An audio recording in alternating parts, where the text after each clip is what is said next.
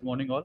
I will be presenting my thesis work on efficacy of monotherapy of The hello, efficacy of monotherapy versus combination therapy of corticosteroids or and GCSF in severe alcoholic hepatitis patients. The alcoholic hepatitis has been classically defined as bilirubin more than 3 and AST-ALT ratio of 1.5 and INR more than 1.5 in patients with recent alcohol intake. And we had a high burden of the ACLF patients as alcoholic hepatitis. Around 70% patients are alcoholic hepatitis, and with the high short-term mortality in untreated patients. The rationale for treating this severe alcoholic hepatitis is to suppress the inflammation, prevent the infection, and the removing the toxins and stimulate the liver regeneration. The corticosteroids the suppress the second inflammation. part of this is The steroids in alcoholic hepatitis are having limited eligibility. 25% are almost non-responders, and the infections are the major concern. The steroids also have the unpredictable response.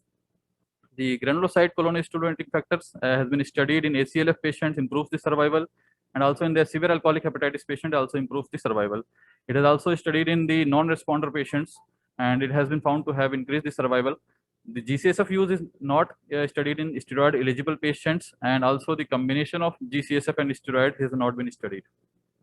The GCSF improves the mobilize the hematopoietic stem cells along with the mature adult progenitor cells and cytokines and growth factors, and stimulates the liver regeneration along with the reduction in the fibrosis and inflammation, and also prevents the infections.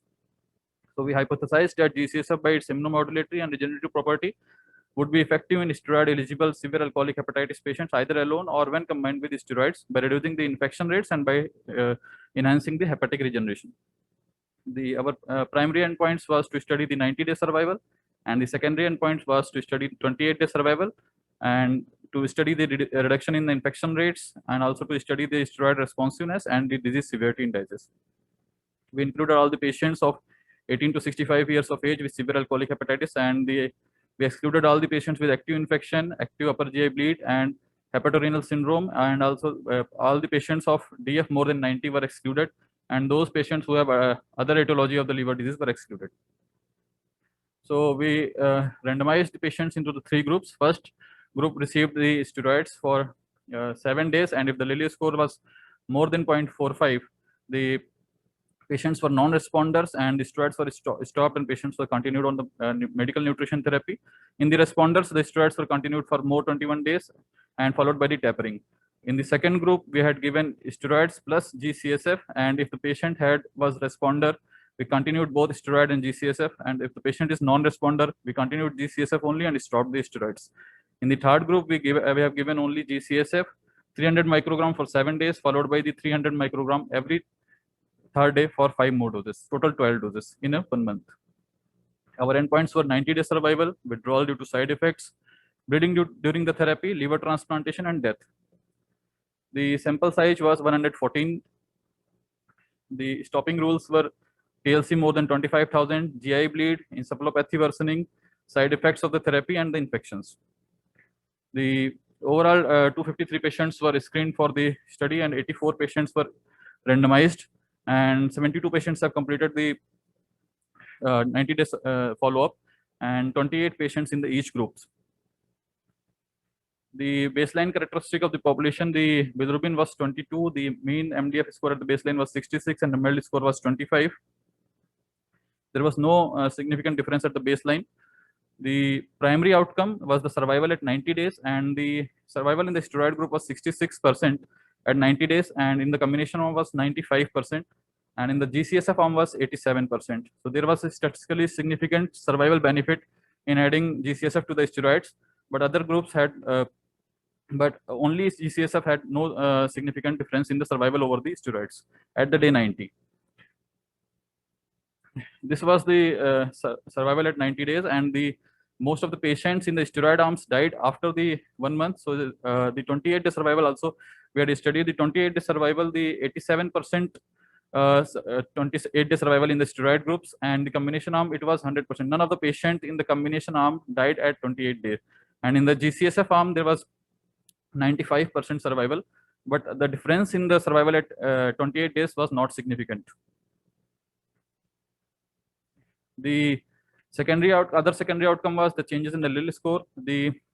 although difference in the Lille score was not significant, but there was a trend towards the lower Lille score at the day 7.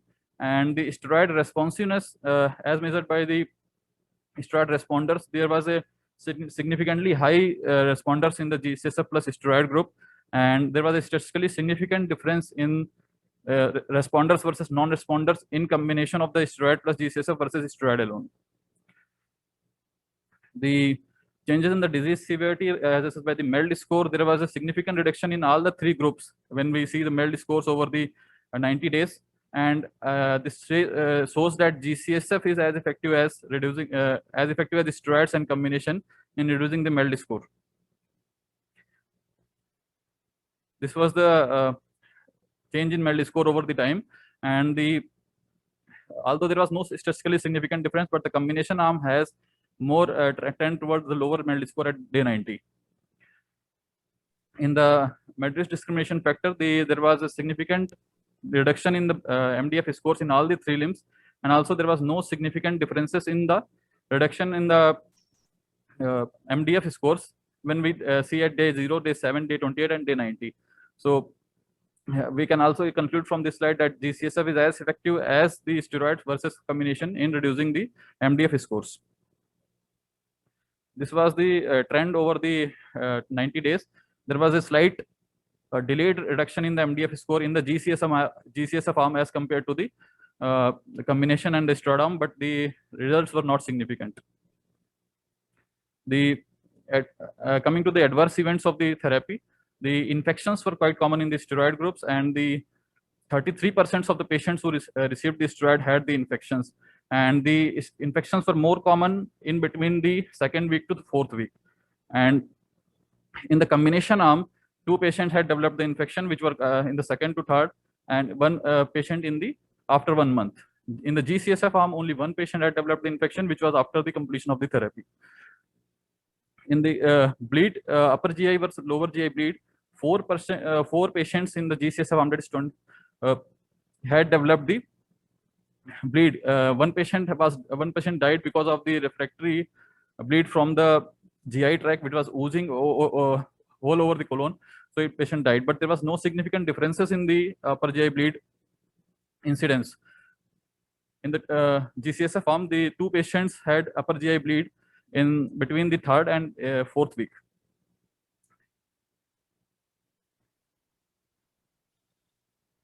The encephalopathy, the 20% patient in the steroid arm, 16% patient in the combination arm, and 8% patient in the G-CSF arm developed the encephalopathy.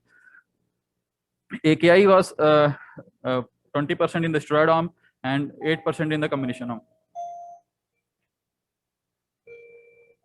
So concluding that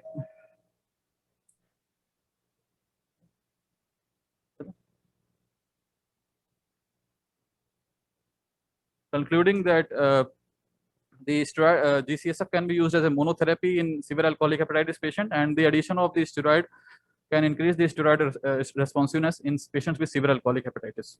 Thank you.